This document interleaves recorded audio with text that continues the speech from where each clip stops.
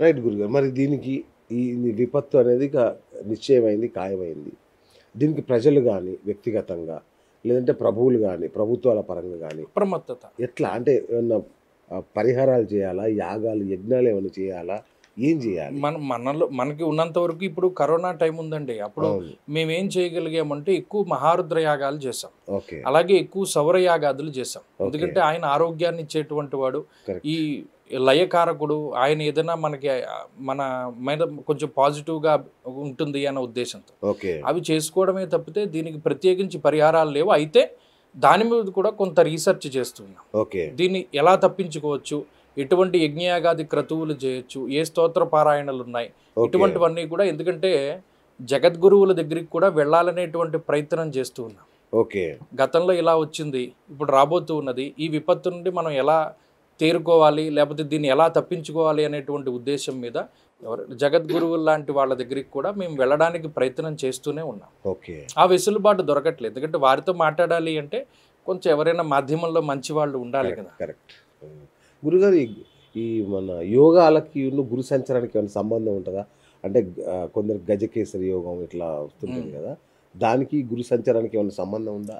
అంటే నిజానికి చాలామంది గజకేసరి యోగాదులు లేకపోతేనేమో చంద్రమంగళ యోగాదులు ఇవన్నీ గోచారానికి ముడిపెడుతూ ఉంటారు. అవును. ఎస్. కానీ ఈ గజకేసరి యోగాదులు ఇవన్నీ కూడా జాతకంలో ఉండేటువంటి యోగాలు. ఓకే.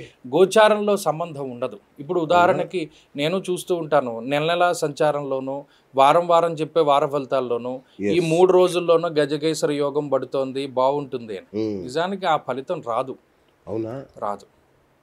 ఎందుకంటే ఇవి జాతకంలోనూ. నిజానికి ఇంకోటి ఏంటంటే గురుచంద్రులు కలిసి ఉంటే గజకేసరి యోగం కాదు. ఇది కేవలం కొన్ని లగ్నాలకే పడుతుంది. ఉదాహరణకి మేష లగ్నానికి గజకేసరి యోగం పడుతుంది. ఓకే.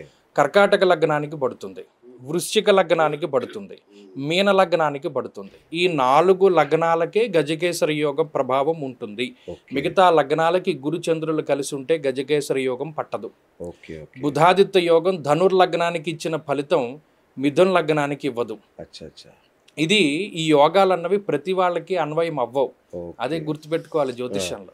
చాలా మంది అది మీకు రాజయోగం ఉంది, హంసయోగం ఉంది ఇలా చెప్పేస్తుంటారు కదా, అవన్నీ లగ్నాలకి పట్టవు. కొన్ని లగ్నాలకే పడతాయి. రుచిక మహాపురుష యోగం అన్నది మేష లగ్నానికే పడుతుంది. లేదు కర్కాటక లగ్నానికి పట్టేటువంటి యోగం చాలా గొప్పది. అందులోనే దేశ నాయకులు పుట్టారు, రాష్ట్ర నాయకులు పుట్టారు. తప్పితే మకర లగ్నానికి చతుర్థ కుజుడు రుచిక మహాపురుష యోగ ఫలితాన్ని ఇవ్వడు. ఆయన బాధకుడు. ఇవన్నీ కూడా జ్యోతిష్ శాస్త్ర రీత్యా మనం తెలుసుకోవాల్సినటువంటి విషయం. సింహరాశి వాళ్ళకి ఏమో యోగాలు లేవా గురుగారు? ఏ వాళ్ళ మీద మీకు ప్రేమ? నాది కూడా సింహరాశి. సింహరాశి వాళ్ళకి యోగాలు అంటే గోచారంలో పట్టవు.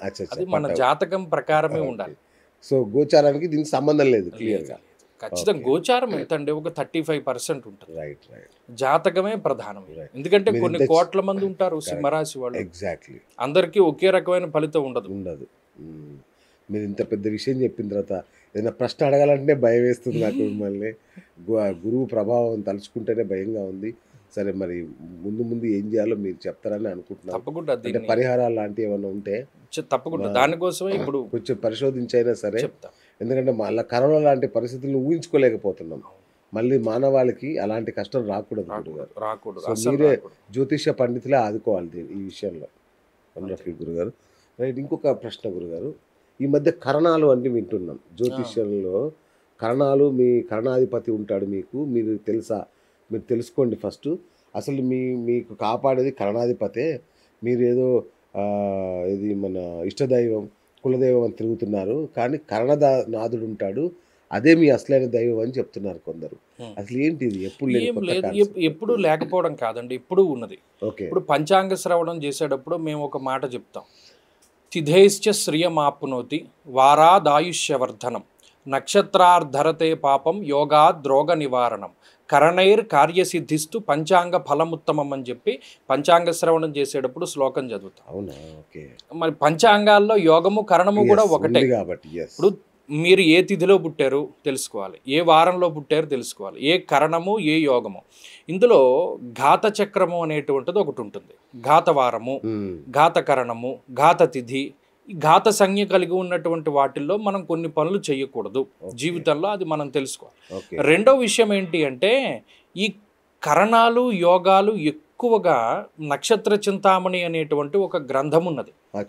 ఇది వరకు కాలంలో ఆయుర్వేదంలో ఎక్కువ జ్యోతిష్ శాస్త్రాన్ని ఉపయోగించేవారు. ఫలానా నక్షత్రం రోజున నీకు ఈ వ్యాధి వచ్చింది కాబట్టి అది తగ్గదు, ఇది మరణానికి కారణమవుతుంది. ఫలానా తిథి రోజున ఫలానా కరణంలో నీకు ఇది వచ్చింది కాబట్టి దీనికి సంబంధించినటువంటి వైద్యం ఇలా చేయొచ్చు. ఫలానా కరణంలో ఈ పని మొదలుపెట్టు, నీకు కార్యం సిద్ధిస్తుంది. ఫలానా యోగంలో మొదలుపెట్టు. ఇప్పుడు అంతెందుకు, ఇప్పుడు రాఖీ పండగ వచ్చింది అంటే భద్రకరణం గురించి ఎక్కువ మాట్లాడతారు. భద్ర అనేటువంటి కరణం ఉన్నప్పుడు శుభ కార్యక్రమాలు చేయకూడదు. అలాగే వ్యతిపాతము అనేటువంటి యోగం ఉన్న రోజున శుభ కార్యక్రమాలు చేయకూడదు. ఇవన్నీ కూడా ఏంటి అంటే ఎప్పటి నుండో ఉన్నటువంటి విషయాలు, ఇవి ఇప్పుడే కొత్తగా వచ్చినటువంటివి కాదు. ప్రతి వారు తెలుసుకోవాలి మనం ఏ వారంలో పుట్టాం, ఏ తిథిలో పుట్టాం, ఏ కరణంలో పుట్టాం. దానికి సంబంధించి కొంతమంది అధిదేవతలు ఉంటారు. కరణానికి ఒక్కొక్క కరణానికి ఒక్కొక్క దేవత, ఒక్కొక్క యోగానికి ఒక్కొక్క అధిపతి, ఒక్కొక్క వారానికి ఒక్కొక్క అధిదేవతలు. ఖచ్చితంగా దాని యొక్క ప్రభావం ఉంటుంది. తారాబలం చంద్రాబలం అంటుంటారు, చాలాసార్లు వింటుంటాం మనం. అంటే ఏంటో నాకు తెలియదు యాక్చువల్గా. ఏంటి గురుగారు అది తారాబలం? అది చూసుకోవాలా మనం కంపల్సరీ? జన్మ నక్షత్రం ఆరభ్య నిత్య నక్షత్ర గణ్యతే నవ సంఖ్య హరేద్ భాగం నవతారా ప్రకీర్తిత అన్నారు. అంటే మనం జన్మ నక్షత్రం ఆరభ్య, మనం జన్మించినటువంటి నక్షత్రం నుండి ఆ రోజు ఉన్నటువంటి నక్షత్రం వరకు లెక్క గడితే దానికి ఒక్కొక్కటి ఒక్కొక్క సంజ్ఞ వచ్చింది. సంపత్తార, విపత్తార, జన్మ సంపద్ విపత్ క్షేమ ప్రత్యక్ సాధన నైధనం. ఈ మిత్రం పరమ మైత్రం చేయవ నవతారా ప్రకీర్తిత. అంటే జన్మతార, సంపత్తార, వీటిలో మనం ఏం చేయొచ్చు ఏం చేయకూడదు అన్నది కూడా చెప్పారు. జన్మ బందేహ కష్టం స్యాత్ సంపత్ సంపదమే వచ విపత్ దారిద్ర్యమాప్నోతి క్షేమం క్షేమకరో భవేత్ ప్రత్యత్ కార్య వినాశ స్యాత్ సాధనం కార్యసాధనం నైధనం నిర్ధనం చైవ మిత్రే చ సుఖ సంపద పరం మిత్రే అర్ధలాభ స్యాత్ నవతారా ప్రకీర్తిత అన్నారు. అంటే ఒక తారలో కొన్ని చేయాలి, ఒక తారలో కొన్ని. ఉదాహరణకి మీరు ప్రయాణం చేస్తున్నారు, క్షేమతారలో చేస్తే మంచిది. క్షేమం క్షేమకరో భవేత్ అన్నాడు. ఒకవేళ ఏదైనా మనం చేయవలసి వచ్చింది, తారాబలం కుదరలేదు, దానికి సంబంధించిన పరిహారాలు చెప్పాడు. ఒక్కొక్క తారకి కూడా అధిదేవత ఉన్నాడు. జన్మస్యర్కో హిమకరసుతో సింహికే యస్సురేజ్యం కేతుశ్చంద్రో దినకరసుతో భార్గవో భూమిపుత్ర తాపం లాభం క్షుతి ధృతి లయ కీర్తి హాని ప్రమోద మృత్యుం తారాబలమరుదునంతే దిశంతి క్రమేణ అని చెప్పి, ఈ తారాబలం ఎంత ముఖ్యము అంటే ఒకవేళ మనకి ఏ నైధం తారలోనో మనం పని చేయవలసి వచ్చింది, అది మృత్యు సంకేతంగా కూడా కొంతమంది తీసుకుంటారు. జ్యోతిష్ శాస్త్రమందు నైధం తార, విపత్తార, ప్రత్యత్తారకి అధిదేవతలు అధిపతులుగా ఉన్నటువంటి గ్రహాల తాలూకు దశలు. అంటే ఉదాహరణకి ఎవరైనా అశ్విని నక్షత్రంలో పుట్టారు, అశ్విని నక్షత్రానికి కృత్తిక విపత్తార అవుతుంది. ఆ విపత్తారకి అధిపతి అంటే ఈ కృత్తికా నక్షత్రానికి అధిపతి యొక్క దశ నడుస్తూ ఉన్నా, లేదా విపత్తారాధిపతుల యొక్క అంతర్దశలు నడుస్తూ ఉన్నా అది కొంచెం ఇబ్బందికరంగా సాగుతుంది అని చెప్పి ఈ తారాబలం అంత లోతుగా పనిచేస్తూ ఉంటుంది. చంద్రబలం ఎంత ముఖ్యము అంటే వివాహ సంబంధమైనటువంటి ముహూర్తాలకి జన్మ నలరుతౌ సప్త దశమేకాదశే శుభ చతురష్టో ద్వాదశే కృష్ణే శుక్లే ద్వినవ పంచమే యథా మాతా సుతాన్ రక్షే తథా రక్షతి చంద్రమాహ అన్నాడు. అంటే ఈ చంద్రబలం ఒక మనిషిని తల్లి ఏ విధంగా అయితే తన బిడ్డని కాపాడుకుంటుందో ఆ చంద్రబలం ఆ మనిషిని అలా కాపాడుకుంటుంది అన్నాడు. యథా మాతా సుతాన్ రక్షే తథా రక్షతి చంద్రమాహ. అందుకనే తారాబలం చంద్రబలం శ్రేష్టంగా ఉన్న ముహూర్తాలు పెట్టుకోవాలి అంటే ఆ చంద్రుడు అంత కాపాడుతాడు.